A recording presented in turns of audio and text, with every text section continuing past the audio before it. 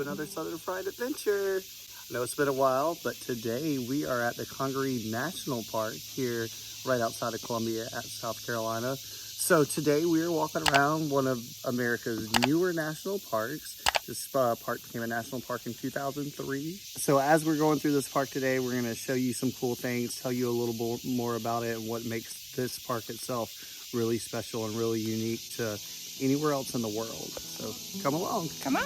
Welcome to Congaree National Park. This park sits in a floodplain, which makes it a bottomland hardwood forest. And in fact, it is the largest tract of old growth bottomland hardwood forest left in the United States. This forest was cherished by the indigenous Congaree tribe who lived along the Santee and Congaree rivers. The Congaree had a distinct dialect that went extinct with its people after colonialism caused war and disease and ultimately the enslavement of more than half of their tribe. They eventually moved upriver and joined the Catawba people, whose descendants are federally recognized today. These types of forests once covered around 15 million acres along the banks of all southern floodplain rivers. Because of logging and development, all of these river bottom forests of the South have been cleared or drained or split into tiny sections.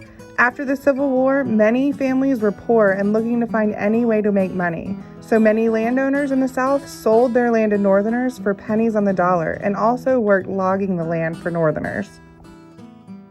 So we've been doing this guided trail and we found our first number, which is number 3. So Jamie's gonna let you know about it. So this is a bald cypress tree with all of its cypress tree needs that rise up from the roots of the tree, and you can see them all throughout the forest floor. So these trees were used by the Catawba tribes and the Congaree tribes to make canoes. These trees can live to be thousands of years old, and once they've actually died, they can still remain around for hundreds of years because it takes so long for them to break down. This tree is giant. Like This is just for reference. This is just for perspective. This is Jamie. He's about 5'9", and this is a giant tree. Although it is frequently referred to as a swamp, Congaree National Park is largely bottomland subject to periodic inundation by floodwaters. These are tupelos, water tupelos. You can tell by their giant swollen trunks. That's what most of the landscape around here is right now. The moss on the lower part of the tree trunk shows like the water level from previous floods. So it is pretty deep. Like you would be underwater here at some point. That's crazy to think about. The park resides entirely within the Congaree floodplain complex with flood deposits of sand, silt, and clay. This park is about 27,000 acres and has some of the largest trees in the eastern United States. It is one of the highest temperate deciduous forest canopies remaining in the world. About 15,000 acres of this park are designated as wilderness area. Before Congaree National Park existed, this was actually the Santee River Cypress Logging Company that was founded in 1898. Francis Beidler from Chicago owned this land and logged it until 1914. Cypress was popular for construction material and furniture production at the time. And after the northern hardwoods had been cut down, they turned their eyes to the southeastern hardwood forests. It's really cool through here, and I don't know if you guys can hear that or not, but that is just the sound of nature. When people arrived here in the Congaree, they referred to these as the Eastern Redwoods. Giant bald cypress were cut and floated down the river. You can still see evidence of logging in some of the stumps that are surrounding the park's largest tree, the General Green, named after General Nathaniel Greene from the Revolutionary War. In the 50s, Harry Hampton and his brothers leased the Congaree land to use as a hunt club. This became known as the Cedar Creek Hunt Club. Hampton served as the associate director of the state newspaper for many years and was founder and first president of the SC Wildlife Federation. Hampton saw the benefit of preserving the Congaree forest and in 1954 raised the idea to fellow citizens and members of the Hunt Club. 5 years later, he would bring officials from the National Park Service and the Nature Conservancy to observe the land and consider it for preservation. And in 1963, the National Park Service recommended the Congaree Forest be turned into Congaree Swamp National Monument. However, nothing further was done until the 70s. Environmentalists took to saving the forest in the 70s when the Bylers began selling logging permits. Youth in the Columbia area were listening to Harry Hampton about the importance of saving this forest. Many joined the Sierra Club and began spreading the word that the forest needed to be protected. In 1972, Hampton and his supporters attempted to get the Bylers on the side of preservation and donate their land to the public. He even suggested naming the preserve after them. However, because of construction dam projects like the Santee Cooper, the Bylers had already been forced to give up land and weren't open to the idea of it happening again. The Environmental Coalition and the Sierra Club brought in the head of the National Park Service to visit the Byler land and see the giant trees. Through grassroots efforts, the Congaree Swamp National Preserve Association brought media attention and was gaining public support. In 1975, the SC Governor James Edwards came out publicly against the preservation of Congaree Forest, and as a direct reaction, the people working to save this land hosted a Congaree Action Now rally. The turnout was better than expected, and after much time, the Bylers softened to the idea. Frank Byler was especially touched by the children who came to visit his land and decided to sell the property. Senators could not agree on the preservation of the Congaree forest, and the Congaree bill was sent to legislative session.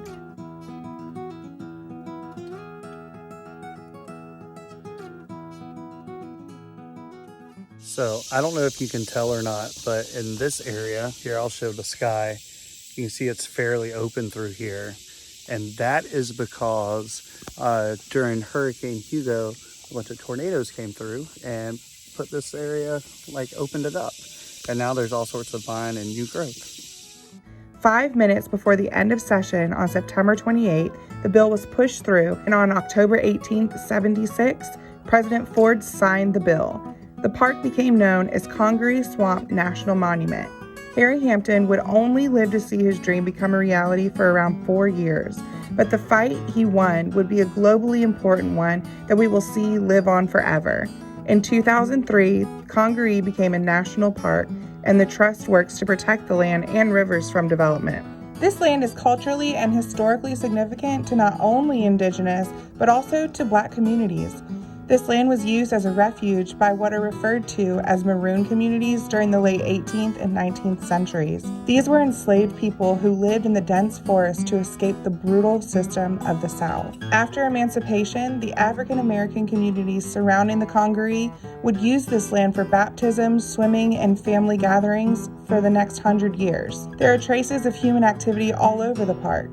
The land has been altered for different uses over the history of its existence, and many of the structures and evidence of former use is still there today. You can get more information about Congaree and all of its former inhabitants by visiting the Harry Hampton Visitor Center. They've got all kinds of books and information, and there's always someone who works for the Park Service who's there that can answer any of your questions.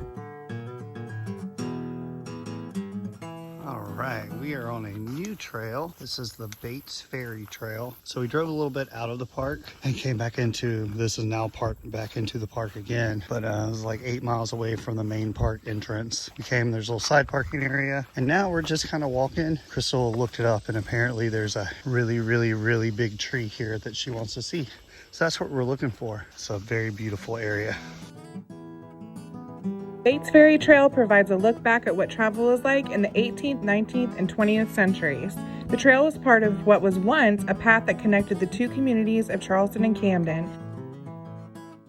All right, so we have gone slightly off trail, but not really. And apparently we're about to go see the biggest tree in the whole park. So this is kind of cool. Oh, wow, this is a cool bridge. So if that says anything. That steel deck bridge crosses over Bates Old River, which is the former riverbed for the Congaree from 1852. Once the trail turns left, you'll be able to see the General Green, a bald cypress measuring 30 feet in circumference with an 8-foot tall knee and a slough to the right. The General Green is the largest circumference of any known bald cypress found in Congaree National Park. We made it. The tree's base doesn't even fit in the camera. Really a big tree. This is insane. I'm so glad you did this one. Hey guys, so we have made it back to the house and we had a nice 2 little hikes today. Got to see some really big trees. Got to see a lot of plants. It's a lot of fun.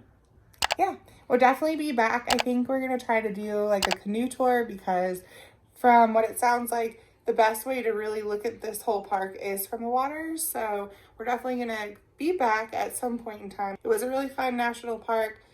I think more people should go visit it, and I think it's really underrated. Yeah, absolutely. Until next time, guys. Keep it Southern fried. Bye, y'all. Bye.